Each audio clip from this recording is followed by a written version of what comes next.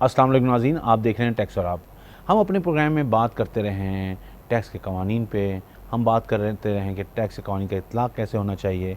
हम बात करते रहे हैं कि एफबीआर ने को फैसिलिटेटिव अप्रोच अपनानी चाहिए ताकि टैक्स फाइलर्स बढ़ सकें, ताकि टैक्स रेवेन्यू बढ़ सकें। और अब हम बात करेंगे वो जो ज़मीनी हक़ाइक़ हैं, जो मसाइल हैं टैक्स पेयर के, जो उनको फेस करना पड़ी हार्डशिप्स, और उसकी वजह से लोग टैक्स निज़ाम की तरफ नहीं आ रहे। अब ये जो सूरत हाल है, इसके लिए पॉलिसी मेकर्स को देखना पड़ेगा कि क्या ऐसी चीज़ें करें, जिससे क्या अमेंडमेंट्स करें जिससे निज़ाम जो है प्रोडक्टिव भी हो, रिस्पॉन्सिव भी हो। और एफबीआर जिसकी जो बहुत कोशिशों के बाद भी फैसिलिटेटिव अप्रोच जो है उसकी अभी तक एक्सेप्टेबल नहीं हुई है। लोग अभी तक इस बात को मानते नहीं हैं। वो कहते हैं कि हमें हरास किया जा रहा है, वो कहते हैं कि हमें नोटिस इशू किए जा रहे हैं।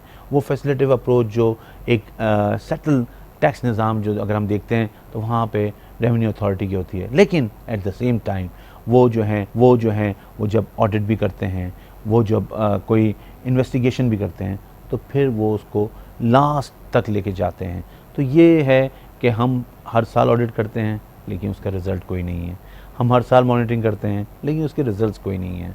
हम उसके बाद मुख्तलिफ नोटिस इशू करते हैं लेकिन उसमें जो नोटिस की वजह से जो नॉन फाइलर्स हैं वो टैक्स निज़ाम में नहीं आ रहे। ज़रूरत इस बात की है, एफबीआर को ये सोचना पड़ेगा कि वो जो नोटिस इशू करें, जो ऑडिट करें, जो इन्वेस्टिगेशन करें, वहाँ पे जो मॉनिटरिंग और विथहोल्डिंग करें, वहाँ पे उनको ये देखना पड़ेगा कि इससे टैक्स फाइलर्स बढ़ रहे हैं, टैक्स रेवेन्यू बढ़ रहा है या नहीं। ये बहुत इंपॉर्टेंट है, इसलिए कि जो लोग आपके पास मौजूद हैं, आपके निज़ाम में मौजूद हैं, आप रजिस्टर्ड हैं, उनको अगर आप फैसिलिटेट करेंगे तो टैक्स निज़ाम आगे बढ़ेगा। लेकिन एफबीआर के लिए सबसे इम्पॉर्टेंट ये है कि वो अपनी अप्रोच उनके लिए फैसिलिटेटिव रखे, लेकिन जो लोग टैक्स निज़ाम में नहीं हैं उनके लिए वो स्टिक का वो फार्मूला जो है, कैरेट जो है वो फाइलर्स के लिए और स्टिक जो है वो नॉन फाइलर्स के लिए होनी चाहिए।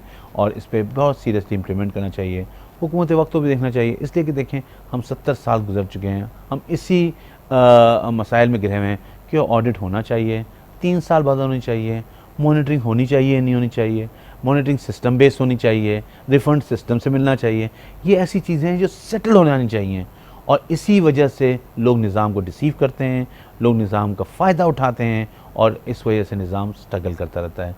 पाकिस्तान का सिर्फ मुस्तकबिल जो है वो इस तरह ही समझ सकता है, पाकिस्तान का टैक्स निज़ाम मजबूत हो, पाकिस्तान में टैक्स रेवेन्यू जो पाकिस्तान का पोटेंशियल है उसके मुताबिक आए, पाकिस्तान के टैक्स फाइलर्स बढ़ें, ताकि जो हमें कर्ज़े लेने जाना पड़ता है, चाहे वो IMF के पास जाना पड़े, चाहे वो किसी ब्रदर इस्लामी मुल्क के पास जाना पड़े या किसी दोस्त मुल्क के पास जाना पड़े, कहीं भी हमें जाने की ज़रूरत नहीं है। टैक्स निज़ाम को बेहतर करना चाहिए, हमें अपनी आमदनी को बढ़ाना चाहिए, अपने अखराजात को कम करना चाहिए, ताकि पाकिस्तान एक मुस्बत सिमत में बढ़ सके। हमें यहाँ ब्रेक लेना है, ब्रेक से वापस आएंगे तो अपने मेहमानों से बात करेंगे। वापस आते हैं ब्रेक के बाद।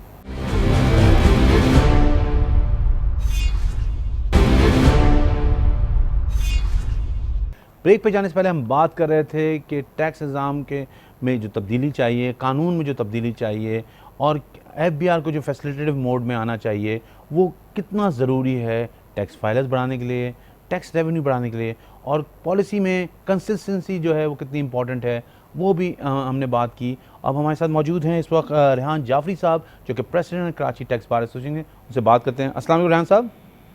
जी अस्सलाम वालेकुम। बहुत शुक्रिया आपने हमारे लिए वक्त निकाला। रेहान साहब, हम बात कर रहे हैं कि अगर हम देखें पाकिस्तान के टैक्स निज़ाम को, तो किसी भी एक सेटल टैक्स निज़ाम की तरह लॉ भी मौजूद है, अमेंडमेंट्स भी की जाती हैं, करेक्टिव मेजर्स भी लिए जाते हैं, बट रिज़ल्ट जो है ना, आउटकम उसका नज़र नहीं आता। बातें हम बहुत करते हैं कि जी अब चीज़ें स्ट्रेट लाइन हो जाएंगी, इसी तरह की एमनेस्टीज़ आती हैं तो डॉक्यूमेंटेशन हो जाएगी, लेकिन आपके ख़्याल में ये जो अगर इस वक्त हम देखें ग्राउंड पे जो ऑडिट की भरमार हुई है, उसी तरह कुछ जगहों पे नोटिस इशू किए हैं 221 के, उनमें भी लोगों के लिए परेशानी है। तो आप क्या समझते हैं जो बिगाड़ है असल में है कहाँ, वो किस वजह से चीज़ें आगे नहीं बढ़ रही?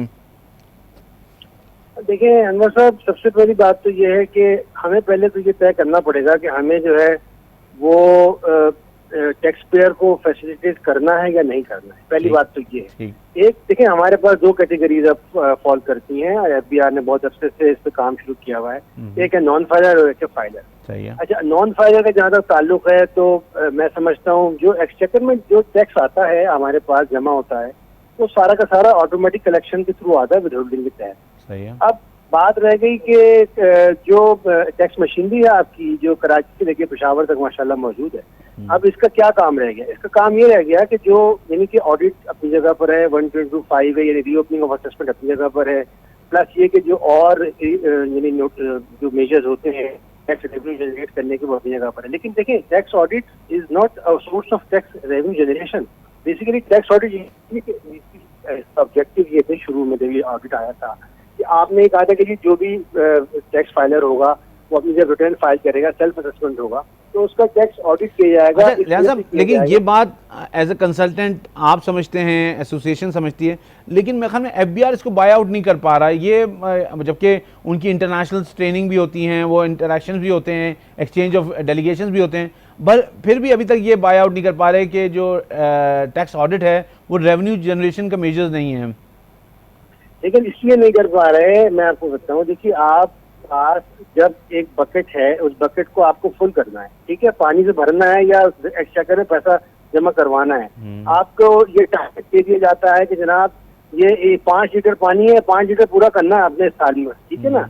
यानी कि अगर फर्ज कीजिए आपको एक ऐसा ऑफिसर बैठा हुआ है किसी जगह पे जिसका जुरिसडिक्शन में तो 2 लाख रुपए टैक्स जमा हो सकता है और उसको आप टारगेट दे देंगे कि 4 लाख रुपए टैक्स जमा करो, तो वो 2 लाख रुपए एक्स्ट्रा टैक्स कहाँ से जमा करेगा? उस जाहिर है कि वो जो ऑलरेडी टैक्स पेयर नेट में मौजूद है, या तो वो उनको परेशानी होगी या जो यानी कि जो ऑलरेडी टैक्स दे रहे हैं शुरू से वो इसका शिकार होंगे। क्योंकि देखें, बीटीबी एक ब्रॉडनिंग ऑफ टैक्स बेस का इदारा है, बहुत अच्छे से बना हुआ है, और मैं समझता हूँ कि अगर ये, मैंने पहले भी 2-3 दफा कहा है कि अगर आप यहाँ पर इनको ये मशवरा दें कि भाई अगले 3 साल के लिए टैक्स ऑडिट को छोड़ दिया जाए, 122(5) अपनी जगह पर है, 122(5) अपनी जगह पर है, जो बेसिकली डेफिनेट इन्फॉर्मेशन पे काम क्यों नहीं करते, एरोनियस पे ही काम क्यों किया जाता है? सिर्फ आप थर्ड पार्टी इन्फॉर्मेशन लें, आपके पास सोर्स मौजूद है, थर्ड पार्टी इन्फॉर्मेशन जब मौजूद होती है तो उसमें तो जाहिर है कि कोई चांस नहीं रहता ना किसी के पास, उसको आप बिल्कुल टैक्स लगाइए उसके ऊपर।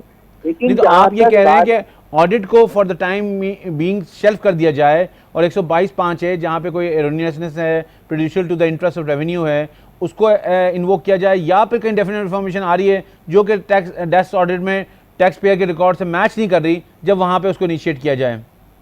बिल्कुल, देखिए मेन ऑब्जेक्टिव होना चाहिए इनका 122(5), क्योंकि 122(5) जो है ना बेसिकली डेफिनेट इन्फॉर्मेशन है। अच्छा, डेफिनेट इन्फॉर्मेशन वो होती है जो आपकी थर्ड पार्टी से आपको मिलती है और आपके पास वो मौजूद होती है। सपोज मैं एक छोटी सी एग्जांपल देता हूँ, आपने कोई प्रॉपर्टी बाय की और आपके पास वो इन्फॉर्मेशन मौजूद है, क्योंकि देखिए प्रॉपर्टी अगर कोई बाय कर रहा होता है आजकल ऑटोमेटिकली टैक्स डिडक्ट होता है उसकी परचेज पर।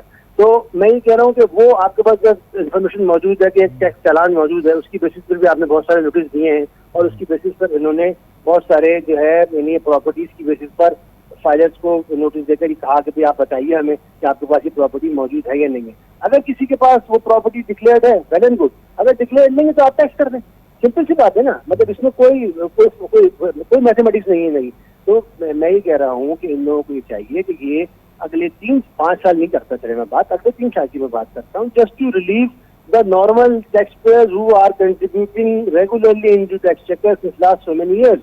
इनको चाहिए कि ये अपना काम करें सिर्फ बीटीबी पर, और आप ये काम करें 122(5) की इंफॉर्मेशन पर, ऑडिट कुछ 3 साल के लिए छोड़ दें।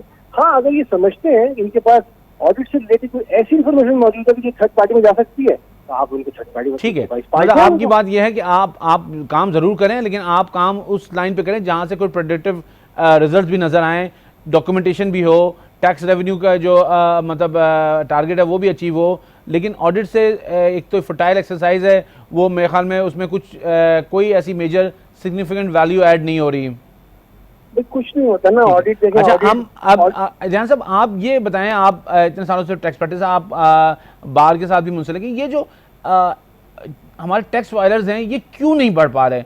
देखें, एमनेस्टी आई 18 की, 19 की आई, कहा जा रहा था कि टैक्स फाइलर बढ़ जाएंगे, बढ़े, लेकिन वो जो सिग्निफिकेंट चेंज आना चाहिए, जो कि हमारी जो डेमोग्राफ है इस वक्त पॉपुलेशन का, उसके मुताबिक जो हमारे जो इस वक्त टैक्स फाइलर होने चाहिए वो एटलीस्ट 5 करोड़ लोग होने चाहिए, जिस तरह की इकोनॉमिक एक्टिविटी होती है। लेकिन पाकिस्तान में हम वही 30-35 लाख पे स्ट्रगल कर रहे हैं। भाई अनवर साहब देखिए मैंने आपसे भूल कहा था ना शुरू में कि एक कैटेगरी जब इन्होंने बना दी कि एक नॉन फाइलर है एक फाइलर है, ठीक है। आपको एफबीआर के पास ये डेटा मौजूद है, एफबीआर के पास ये इंफॉर्मेशन मौजूद है कि कौन नॉन फाइलर है और कौन फाइलर है। तो मुझे इसका जवाब दीजिए आप कि जो नॉन फाइलर है, आप अगर सिर्फ उस पर ही काम करें, सिर्फ नॉन फाइलर पर काम करें 2 से 3 साल, कोई आप किसी को टच ना करें, आप अपनी मशीनरी को, टैक्स मशीनरी को यहाँ से लेकर पेशावर तक लगा दें सिर्फ नॉन फाइलर पर, बस आप देखिएगा कि आपके फाइलर 3 गुना ना हो जाए। आप कैसे कह सकते हैं कि नॉन फाइलर फाइलर नहीं बन रहा? इनको तो नॉन फाइलर से डबल टैक्स मिल रहा है, तो इनको फाइलर बनाना ही चाहते। अच्छा, बाय चॉइस ये चल रही है सारी चीजें। बिल्कुल, आप मुझे उसका जवाब देना। भाई मेरे पास अगर किसी में 100 रुपए आने हैं और 100 की जगह मेरे पास 200 रुपए आ रहे हैं, तो मुझे क्या शौक है कि मैं उसको फाइलर बनाऊंगा? मैं तो कहूँगा ठीक है नॉन फाइलर रहो भाई, तुम 200 रुपए देते रहो मुझे। ठीक है, तो आपके ख्याल में ये जो नॉन फाइलर और फाइलर की कैटेगरी बनाई गई है, इसकी वजह से ये इस वक्त जो बढ़ने वाली मतलब एक अप्रोच थी है वो रुक गई है, और ये लोग जो हैं एक तो लोग एज अ नॉन फाइलर रह के भी अपने को कहते हैं हम ज़्यादा टैक्स दे देंगे, बट वो हम सवाल जवाब एफबीआर के सामने नहीं आएंगे, हुकूमत के सामने नहीं आएंगे, डिफरेंट कंप्लाइंसेस से बचे रहेंगे, और मुख्तलिफ उनके पर कॉस्ट जो है वो नहीं पड़ेगी, और वो नॉन फाइलर के स्टेटस पे रहते हैं। इसी तरह एफबीआर या गवर्नमेंट को भी ये है कि भाई ये नॉन फाइलर का टैक्स ज़्यादा आ रहा है और फाइलर का टैक्स कम आ रहा है, तो इसलिए उसको भी कन्वर्ट नहीं कर पाते। तो आपके ख्याल में जो ऑडिट का जो जितनी स्ट्रेंथ एनर्जी यूज़ की जा रही है, अगर वो इस पर की जाए तो रिजल्ट जो है बहुत पॉजिटिव आएंगे? बहुत पॉजिटिव आएंगे, आपके पास फाइलर बढ़ जाएंगे, आपके पास फाइलर डबल हो सकते हैं। दूसरी बात ये है कि मैंने वही आपसे कहा ना कि भाई ये विल टू डू की बात है कि आपके पास, जब मैं ये कह रहा हूँ बार बार एक ही बात करता हूँ, CNIC के थ्रू सारा डेटा आपके पास मौजूद है। आप हर साल मार्च में एक लिस्ट निकालते हैं जिसमें आपके पास फाइलर और नॉन फाइलर का डेटा मौजूद होता है। तो नॉन फाइलर का जब डेटा आपके पास मौजूद है तो आप उनको एक्सटेंसिवली फॉलो क्यों नहीं करते? मुझे उसका मुझे समझ में नहीं आता। ठीक है, अच्छा, ये बिल्कुल आपकी बात वाज़ेह तौर पे आ गई कि जो विग्रेसली काम करना चाहिए नॉन फाइलर पे वो काम नहीं किया जा रहा, जिसकी वजह से रिजल्ट नहीं आ रहे हैं, और गवर्नमेंट को, पॉलिसी मेकर्स को उसके लिए मेरे ख्याल में काम करना चाहिए, ऑफिशियल्स को भी उसके लिए काम करना चाहिए। बिल्कुल। अभी कोई महीना भर पहले 221 की जो है नोटिस बहुत इशू हुए, उस पर आप कराची टैक्स बार ने बड़ा कॉम्प्रिहेंसिव लेटर भी लिखा, तो उसमें बेसिकली जो इशू है वो क्या है, और आपका क्या कंटेंशन है इस पे? देखिए, इशू ये है कि जब आप रिटर्न फाइल करते हैं, 2001 का जब ऑर्डिनेंस आया, 2003 में इम्प्लीमेंट हुआ, तो आप जो है अब यानी टैक्स पर खुद एक सेल्फ असेसमेंट, अपना सेल्फ असेसर हो गया, यानी टैक्स ऑफिसर खुद बन गया वो, और अपनी सेल्फ असेसमेंट के तौर पर वो रिटर्न फाइल करता था। रिटर्न फाइल कर रहा है जब से लेके अब तक। अब जब वो रिटर्न फाइल करता है IRS पे पहले प्राल पे करता था, अब IRS पे करता है, तो वो अगर उसका कोई एक्सेस टैक्स डिडक्शन हुआ होता है तो वो ऑटोमेटिकली रिफंड में आ जाता है। अब वो जब रिफंड में आता है तो ऑब्वियसली वो रिफंड, उसके पास 2 ऑप्शन है, या तो वो कहे कि जी मुझे इसका रिफंड वाउचर दे दो, यानी मेरे बैंक में जमा करा दो वापस पैसे। दूसरा ऑप्शन ये है कि आप उसको कहें कि जी मेरा रिफंड जो है पड़ा हुआ है और मुझे अगले साल जब होगा तो मैं उसको एडजस्ट कर लूंगा, वो उसके बाद ऑप्शन मौजूद है 170 में यानी अवेलेबल है। अब मैं ही करता क्या हूँ कि यानी टैक्स पे ये करते हैं कि रिफंड लेने नहीं जाते हैं, उसकी वजह ये है कि वहाँ पे डिपार्टमेंट और परेशान करता है रिफंड देने के लिए। तो करते क्या है कि जनाब अगले साल का जब टैक्स यानी कि लायबिलिटी कोई अगर निकल रही होती है सब्सिक्वेंट ईयर की, तो उससे वो पुराना जो रिटर्न यानी डिटर्मिनेंट रिफंड होता है, क्योंकि 120 का ऑर्डर जो होता है वो यानी कि डीम्ड ऑर्डर होता है, तो डीम्ड जब ऑर्डर है तो उसमें जो रिफंड है वो डीम्ड असेसमेंट है, डीम्ड असेसमेंट है तो डीम्ड रिफंड है। तो मैं ये कह रहा हूँ कि वो रिफंड जो है वो ऑटोमेटिकली आप उसको अगले साल में जाके एडजस्ट कर सकते हैं। अब मेरा गुजारिश ये है कि ये एक्सरसाइज शुरू से चल रही है, कभी इस पर आज तक कोई एडवर्स इन्फ्लुएंस नहीं हुआ, यानी कि 2003 से लेकर आज 2022 में आ गए, ठीक है ना। अब मैं ये कह रहा हूँ कि आज 2022 में आपको ये कैसे याद आ गया एकदम से पिछले 15 साल पुरानी कि जनाब हम जो है ना ये आप गलत कर रहे हैं। मतलब मुझे समझ में आया, जबकि इस पे कोर्ट के डिसीजन मौजूद है कि भाई आप इसको 221 में रेक्टिफाई भी नहीं कर सकते, ये असेसमेंट है, ये डीम्ड असेसमेंट है, ये डीम्ड ऑर्डर है। तो मुझे नहीं समझ में आ रहा कि एफबीआर को ऐसी कौन सी यानी कौन सा ऐसा एकदम से परेशानी हो गई, ठीक है। शॉर्टफॉल अगर है तो शॉर्टफॉल इस तरह तो रिकवर नहीं किया। नहीं रेहान साहब, लेकिन शॉर्टफॉल नहीं है, लेकिन आप ये भी तो देखिए ना, कहीं किसी ने गलत रिफंड भी क्लेम किया होगा, कुछ वेरीफाई भी नहीं हो रहे, तो उनको कैसे फिर एफबीआर एड्रेस करेगा? देखिए आपको इनको ये चाहिए था कि ये पहले एक देखिए 176 का आपके पास एक सेक्शन मौजूद है। दूसरी बात ये आपके पास MIS में तमाम के तमाम डेटा मौजूद है कि जी ये आपके पास चालान मौजूद है यहाँ पर जो ना वो तो सर्टेन पीरियड के बाद है रेहान साहब।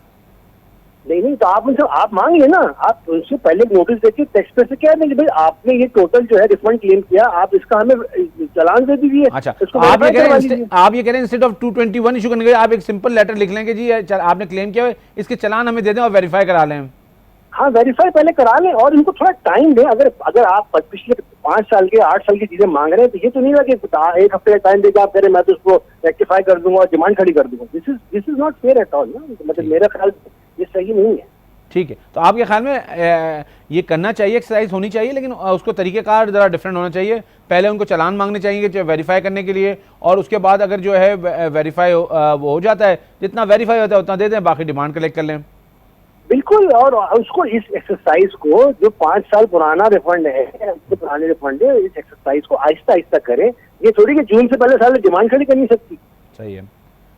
अच्छा, अब FBR की हर चीज़ जो है IRS पे आ गई है, तो आप क्या समझते हैं जो IRS का आप क्या फीडबैक आ रहा है ग्राउंड से, वो क्या वो रिस्पॉन्सिव बेहतर हो गया है, चीज़ें बेहतर हुई हैं, या अभी भी वो इंटरनेशनल लेवल पे या जो बेस्ट प्रैक्टिस है वहाँ तक नहीं पहुँचा है ये टैक्स सिस्टम के लिए सॉफ्टवेयर?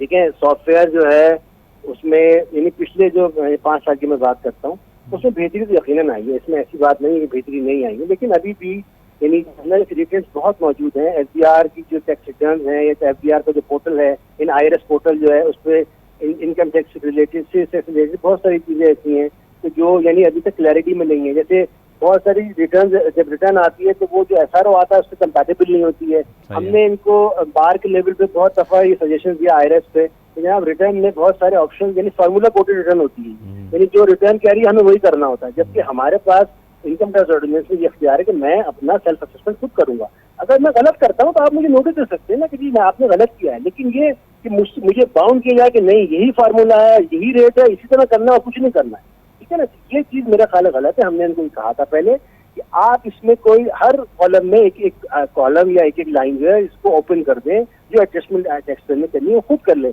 अगर आप समझते हैं हमने गलत एडजस्टमेंट की तो उस पर आप हमें नोटिस कर सकते हैं, लेकिन ये कि ये बाउंड करना ये जो सिस्टम जो बैठ जाता है या वो रिस्पॉन्ड नहीं करना चाहता, क्या इसकी कैपेसिटी कम है और वो उस पर गुंजाइश मतलब काम किया जा रहा है या नहीं किया जा रहा उस पर?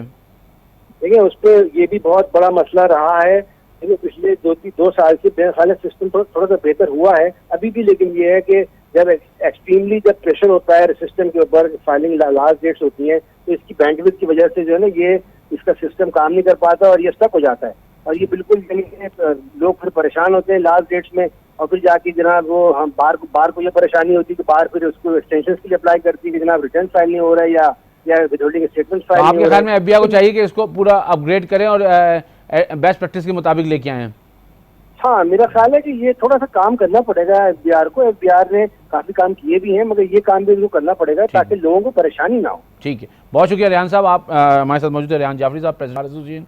वो बता रहे थे कि ये जो ऑडिट का सिलसिला है इसमें जो एक तरीक़ेकार है, उसमें एक साइकिल है जिसमें ऑडिट होता है, फिर हर साल ऑडिट होता है, तो उसको ना किया जाए बल्कि नॉन फाइलर्स पे काम किया जाए। सारी मशीनरी जो है, सारी स्ट्रेंथ जो है नॉन फाइलर पे लगाई जाए ताकि उनको कन्वर्ट किया जाए फाइलर में। और टैक्स फाइलर जो पाकिस्तान के बड़ा स्ट्रगलिंग नंबर है, 30 से 35 लाख रुपए, उसको बढ़ाया जा सके, जो कि हमारे मुताबिक 5 करोड़ की स्ट्रेंथ है कि पाकिस्तान के टैक्स फाइलर 5 करोड़ होने चाहिए, जो कि पाकिस्तान की पॉपुलेशन की डेमोग्राफ है।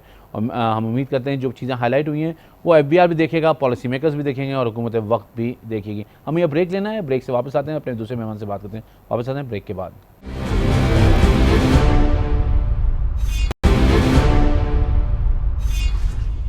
ब्रेक पे जाने से पहले हम बात कर रहे थे अपने मेहमान से। अब हमारे साथ मौजूद हैं इस वक्त president Karachi chamber of commerce Mohammad Idris साहब, उनसे बात करते हैं। अस्सलाम वालेकुम इदरीस साहब।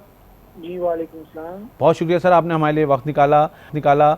अब हम बात कर रहे हैं जो टैक्स पेयर को असल में ग्राउंड पे मसाइल हैं जो उनको रोज़ फेस करने पड़ते हैं। आप तो चैम्बर में बैठे हुए हैं तो आपको तो बड़े लोग आके बताते होंगे, तो हम ये मालूम करना चाह रहे हैं कि जो ऑडिट के नोटिस आ रहे हैं, चैम्बर या बिजनेस कम्युनिटी इसको कैसे देखती है? आप समझते हैं ये प्रोडक्टिव हैं या काउंटर प्रोडक्टिव हैं? ये टैक्स निज़ाम के लिए प्रोडक्टिव है। हमारी चेयरमैन FBR ने भी हमें 1.5 माह कबल विजिट किया था। उनके साथ सारे चीफ कमिश्नर्स भी मौजूद थे और उनकी मौजूदगी में हमने इस बात की निशानदेही की कि एक ऑडिट अभी खत्म नहीं होता और दूसरा ऑडिट शुरू हो जाता है, तो ये एक तरह से लोगों को परेशान करने वाली बात है और यही वो वजूहात हैं जिनकी वजह से टैक्स नेट नहीं बढ़ रहा। जब वो जो आम आदमी वो देखता है कि जो लोग टैक्स पे कर रहे हैं उनके साथ बार बार इस तरह की प्रॉब्लम्स आती हैं और ये जो इसमें एक तो टैक्स लॉज में भी फ्लॉज हैं और फिर ये डिस्क्रिशनरी पावर्स दिए गए हैं जिसकी बिजनेस कम्युनिटी बार बार रिक्वेस्ट करती रही है हुकूमत से कि इसको ख़त्म किया जाए ताकि जो प्रॉब्लम बिजनेस कम्युनिटी रोज़ रोज़ फेस करती है तो वो ख़त्म हो सके। तो इस बार चेयरमैन एफबीआर ने हमसे वादा किया था कि ये तमाम चीज़ें और जो हमने अपनी बजट तजावीज़ हैं उनमें भी इन तमाम चीज़ों को हाईलाइट किया था और हमारी उनसे मुसलसल मीटिंग्स भी हो रही थी और कंसर्न चीफ कमिश्नर्स और जितने भी एफबीआर में लोग हैं उनसे मुतवातिर हमारी जूम के जरिए। जी साहब, ये जो आप प्रपोजल देते हैं ये कितना एफबीआर और हुकूमत वक्त जो भी होती है उस वक्त वो कितना इस बात को सुनती है और आप समझते हैं कि उनको प्रपोजल देने का कोई फ़ायदा होता है? बिकॉज ये ऑडिट वाली बात तो ये पिछले 8-10 साल से यही सूरत हाल है। हाँ देखिए, अनफॉर्चुनेटली वैसे तो हमारी जो तजावीज़ हैं वो काफ़ी मान ली जाती हैं, लेकिन पिछले 1.5 साल से देखने में ये आया है कि ये जो डिस्क्रिशनरी पावर्स जिनको हम जितना कंडेम करते हैं तो वो जो लोग एफबीआर में बैठे हुए थे तो वो हुकूमत के साथ मिलके और उन्हें किसी न किसी तरह राम कर लेते थे। लेकिन इस बार हमने शुरू दिन से ही कोशिश की है, जनवरी से ही हम इन तमाम चीज़ों के पीछे थे और तमाम स्टेक होल्डर्स और तमाम वो लोग जो इसमें शामिल होते हैं उनको ऑन बोर्ड किया हुआ था। जो फाइनेंस की कमेटी होती है नेशनल असेंबली की, उनको ऑन बोर्ड किया, सेनेट की कमेटी को किया, एफबीआर को किया और फाइनेंस मिनिस्टर को किया। तो अब हमें लग रहा था कि क्योंकि जिस तरह मीटिंग्स हो रही थी हमें लगता था कि जो प्रॉब्लम्स हैं इंशाल्लाह इस वाले बजट में ये खत्म हो जाएंगी। वो कि इस वक्त चेयरमैन एफबीआर नहीं रहे, लेकिन उनकी टीम के साथ हमारा मुसलसल राब्ता है और उनमें भी जो अच्छे अफसरान हैं वो हमारी बात की तायीद करते हैं कि जो बार बार ऑडिट के नोटिस आते हैं वो नहीं आने चाहिए।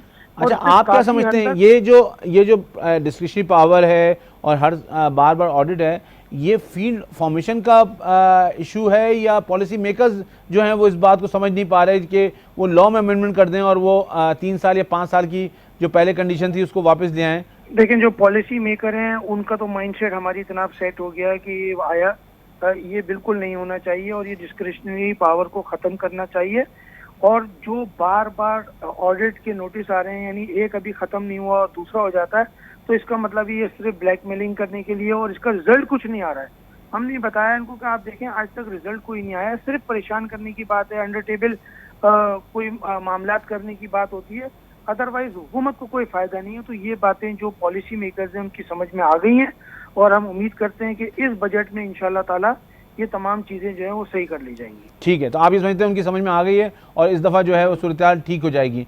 अच्छा, ये जो इसको जो अभी बात चल रही है कि टैक्स रेट्स बढ़ेंगे, हर चीज़ पे 17% सेल टैक्स आ गया है, तो इसको बिजनेस कम्युनिटी अब कैसे देखती है? इसलिए कि हमने जो तजावीज़ दी उनमें तो हमने इनको सारे सोल्यूशन भी दिए हैं और उसमें कम करने की बात की है।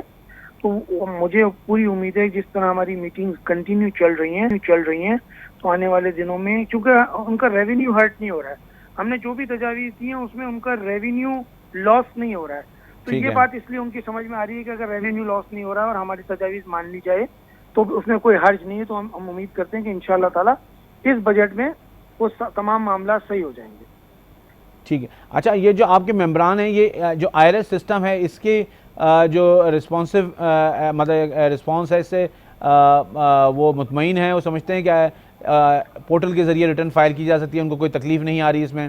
नहीं, देखें इसमें भी तकलीफ आती है, ज़्यादा लोग अगर फाइल करते हैं तो वो सिस्टम हैंग हो जाता है और इस तरह के कई चीज़ें हैं जो तमाम की तमाम हमने बजट प्रपोजल्स में दे दी हैं और वो तमाम लोग जो इस पॉलिसी डिसीजन में होते हैं उन तमाम लोगों के पास हमारी ये तजावीज़ मौजूद है और जो हमने तजावीज़ दी है उससे पाकिस्तान की मेजर एसोसिएशंस और चैम्बर्स मुत्तफिक हैं।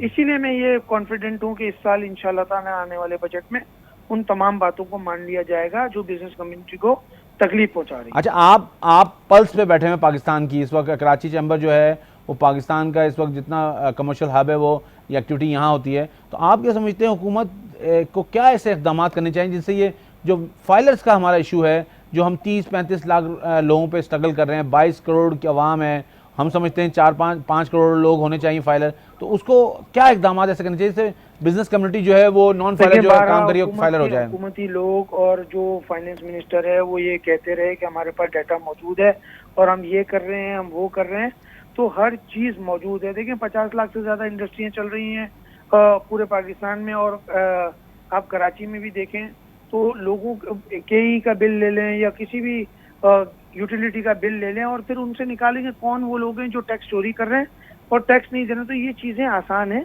लेकिन अगर करना चाहें तो हम उम्मीद करते हैं कि जो नई हुकूमत आई है और जो अब नए चेयरमैन साहब आए हैं तो वो हमारी तजावीज़ मानते हुए उन तमाम चीज़ों पर अमल दरामद करेंगे ताकि आने वाले दिनों में हुकूमत का रेवेन्यू भी बढ़े और जो टैक्स नेट में लोगों को लाने की बात हो रही है उसमें भी उनको खातिर ख्वाह कामयाबी हासिल हो। अच्छा, आप क्या समझते हैं जो हमारी टैक्स पॉलिसीज़ हैं ये इंडिपेंडेंट टैक्स पॉलिसीज़ हैं या IMF की डिक्टेशन है? ये तो कोई ढकी छुपी बात नहीं है, ये IMF की डिक्टेटेड पॉलिसी है और हम सारी चीज़ें वहाँ कमिट करके आ जाते हैं और फिर उसके बाद यहाँ प्रॉब्लम्स देखने में आती हैं, तो उसका भी हमने सोल्यूशन दिया हुआ है। जो हमने एक बड़ा कॉम्प्रिहेंसिव डॉक्यूमेंट बनाया है उसमें वो हमने तमाम चीज़ों को मद्देनजर रखते हुए हुकूमत को ये पेश किया है बजट प्रपोजल। तो इंशाल्लाह ताला हमारी अब जो नेक्स्ट वीक है इसमें फाइनेंस मिनिस्टर मिफ्ता इस्माइल साहब से हमारी मीटिंग है, तो उसमें हम इंशाल्लाह ताला उम्मीद करते हैं कि वो तमाम चीज़ें जो हमने दी हैं जो पॉजिटिव हैं, जो पाकिस्तान के लिए भी पॉजिटिव हैं, बिजनेस कम्युनिटी के लिए भी पॉजिटिव है, तो इंशाल्लाह जरूर होगा। ठीक है। और ये जो इंडस्ट्रीज़ के लिए जो एक इन्वेस्टमेंट स्कीम आई हुई है, क्या आप समझते हैं इसको कंटिन्यू होना चाहिए या आप समझते हैं ये नॉन प्रोडक्टिव है या लोग इस तरफ सोच रहे हैं और इसको? देखिए इंडस्ट्रियलाइजेशन के लिए जितनी भी इंसेंटिव दिए जाएं वो कम है। अगर हम चाहते हैं कि पाकिस्तान एक ट्रेडिंग कंट्री से निकल के इंडस्ट्रियल कंट्री बन जाए तो उसके लिए हमें अपने मुल्क की मफादात को मद्देनजर रखते हुए फैसले करने होंगे और इंडस्ट्रियलाइजेशन को के निज़ाम को आसान और सहल बनाना पड़ेगा और उसी को मद्देनजर रखते हुए साहब ये पाकिस्तान बन सकता है इंडस्ट्रियल स्टेट, मतलब आप क्या समझते हैं और कितने सालों में बनेगा? देखें अगर गवर्नमेंट की विल हो और गवर्नमेंट स्टेक होल्डर के साथ बैठे और तमाम चीजें एक ही नशिस्त में सारी चीजें फाइनलाइज करें तो मैं समझता हूं कि पाकिस्तान में बड़ा पोटेंशियल है। जिस मुल्क की 60% से ज्यादा आबादी नौजवानों पर मुश्तमिल हो उस तो मुल्क को तो आसमान की बुलंदियों पे चला जाना चाहिए और इतने लोगों में पोटेंशियल है यहाँ पर और हमारे पास इतनी चीजें यहाँ पर वसाइल मौजूद नहीं है, लेकिन जितनी चीजें मौजूद हैं जिनको हम बरूए कार लाकर और टेक्नोलॉजी का इस्तेमाल करके हम बहुत कुछ कर सकते हैं। देखें अभी थोड़ा सा IT सेक्टर पर हमने तवज्जो दी है तो आप देखें कि उसका एक्सपोर्ट कितना बढ़ गया। हम पिछले 4-5 साल से कह रहे थे। तो इसके अलावा भी माइनिंग, मिनरल्स और बहुत सारे सेक्टर ऐसे हैं जिस पर तवज्जो की जरूरत है और पाकिस्तान अपनी एक्सपोर्ट्स को 25-27 अरब डॉलर से 50 अरब डॉलर तक ले जा सकता है। ये कोई रॉकेट साइंस नहीं है, लेकिन थोड़ा सा जो बिजनेस कम्युनिटी की जो तजावीज़ हैं उन पर गौर करने की जरूरत है, उन पर अमल दरामद करने की जरूरत है। ठीक है, तो आप समझते हैं ये पॉसिबल है मतलब नियर फ्यूचर में, इसलिए 70 साल में तो हम इसको इंडस्ट्रियल स्टेट बना नहीं सके? पॉसिबल है।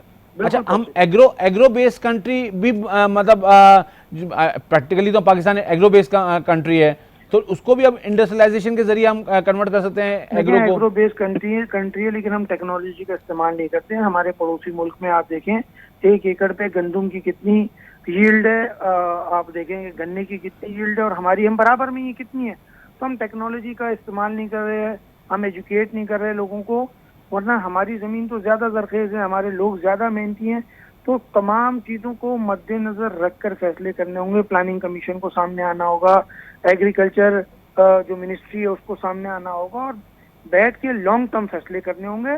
और जब इंडस्ट्रियलाइजेशन की बात होती है ना तो 10 साल की पॉलिसी होनी चाहिए फिर, और इसको असेंबली से पास होना चाहिए और चार्टर ऑफ इकोनॉमी होना चाहिए। ठीक है, जब चार्टर ऑफ इकोनॉमी होगा तमाम जो सियासी पार्टियां हैं वो उसको अप्रूव कर देंगी तो फिर जो एतमाद की फजा बहाल होगी और आप देखें फिर मुल्क कहाँ से कहाँ चला जाए। ठीक है, बहुत शुक्रिया अजीज साहब आपका, आपने हमारे वक्त निकाला। हमारे साथ मौजूद थे प्रेसिडेंट कराची चैम्बर, वो बता रहे थे टेक्नोलॉजी का इस्तेमाल। हमारे साथ मौजूद थे प्रेसिडेंट कराची टैक्स बार, वो बता रहे थे कि जी ऑडिट को शेल्फ कर दिया जाए, डेफिनेट इन्फॉर्मेशन काम किया जाए, फैसिलिटेटिव मोड पे आना चाहिए एफबीआर को। और इसी तरह बात कर रहे थे कराची चैम्बर के सदर के जी, चार्टर ऑफ इकोनॉमी होना चाहिए जहाँ पे सारी पार्टीज़ बैठ के एक फ़ैसला करें कि पाकिस्तान को इंडस्ट्रियल जोन के तौर पे इंडस्ट्रियलाइजेशन करनी है, पाकिस्तान में एग्रो को पाकिस्तान में आगे लेके जाना है, उससे टेक्नोलॉजी का इस्तेमाल करना है।